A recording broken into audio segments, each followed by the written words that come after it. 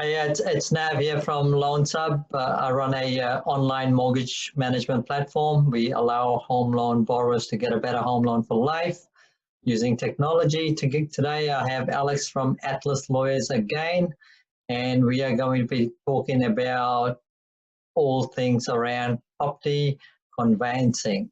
And today's topic is cooling off period. When is or isn't a buyer entitled to it? Alex, how you doing? Hey, Nav, thanks for having me again. That's all right, mate. So tell us, when is a buyer entitled to a cooling off period? Well, and again, I'm going to talk about specifically with Queensland conveyancing, Queensland property transactions. For the cooling off period, it's in code, it's in legislation. So more often than not, you are entitled to a cooling off period when you're purchasing property. Let me first explain what cooling off is for those members that or people that maybe not really know what it is. They hear the term, they don't know specifically what it is. Cooling off period is you sign a contract. It should be valid, but there is a mandated amount of time that can pass where you can just terminate that contract for whatever reason. You don't need a specific reason, you can just terminate it. Now, the buyer does have an option to waive or shorten that cooling off period. In Queensland, in practice, really that doesn't happen that much. But there is an option, so you should really look at the special conditions in case that's in there somehow for no reason. The cooling off period in Queensland as well is 5 business days from the date the signed contract is received. So make sure that when that contract sometimes, not as frequently now, but sometimes that contract that it's signed is received by, and it can be the buyer's solicitor that receives it. It can be received maybe 3 days after the signed contract. So really the buyer's not aware that a contract has been entered into formally. So that kind of makes sense if you think of it that way. But more importantly, you want to know the deadline when you can terminate, and that'll be 5 p.m. the 5th business day. So if it's Monday, if the contract is received by the buyer's solicitor, Monday, 4:59 p.m., it's still received Monday, Tuesday, Wednesday, Thursday, Friday. Friday, 5 p.m. is the deadline to terminate for whatever reason based on cooling off. If it's received on Saturday or Sunday, it's not a business day. So the next business day would be the Monday that counts. And remember, holidays as well are not business days, so that won't count when you count those 5 business days for termination. So now that I've explained in much detail what cooling off is and when it's used, when it's not used is for things like auctions. And when you think about it, it actually does make sense. There's no cooling off period when you buy at an auction. Why? Well, because you're getting the benefit of, well, the seller has so many people buying. And if you buy a property and then you terminate based on cooling off a week later, the seller lost out on all those other bids and buyers, and they have to chase them up and everything. And that really isn't fair, to be frank. So that kind of makes sense. And that's in legislation that doesn't fall under the Properties Occupations Act as where the cooling off period would be relevant and available. So can I ask you something?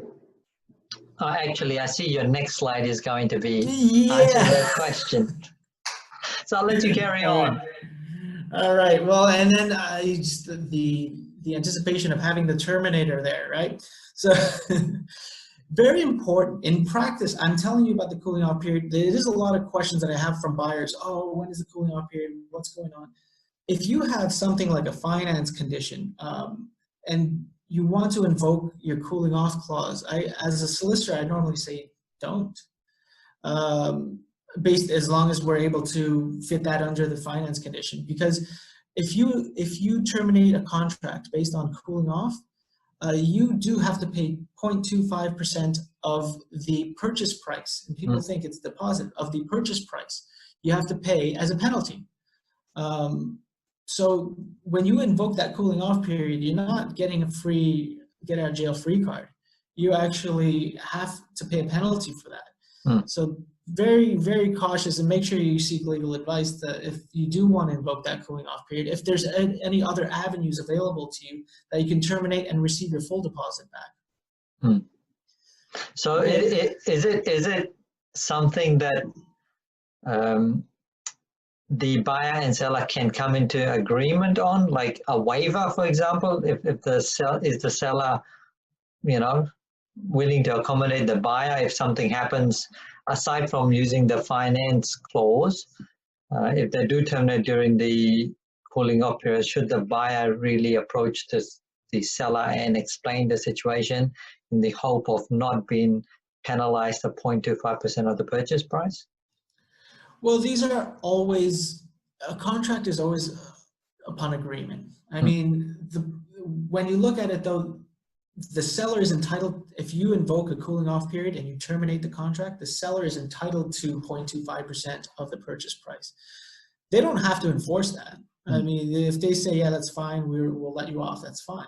But in all reality, why would they? So that you've got to be cautious about that. You might find a nice seller that would say, yeah, we're okay, we'll let you off. But why risk it, right? So if there are other avenues, and that's why getting a proper lawyer solicitor that you can have that conversation with. If there are proper avenues to terminate without paying that penalty, that'd be quite important. Okay, all right. Is there anything else that a buyer should know about cooling off period? Well, we can get in specific circumstances, but those are the general things that you should learn when you're buying property in Queensland. The 5 business days, the fact that if you go to something like an auction, you're not entitled to cooling off. It's unconditional, so you don't get that cooling off period. But other than that, yeah, definitely always talk to a solicitor if you have any questions. Each contract is very specific, but those generally are what you should know about cooling off. Brilliant. Thanks, Alex. And as I said at the start, we have Alex from Atlas Lawyers again with us, and I'm Nav from Loans Hub. Till we get to the next topic, have a great day. Bye.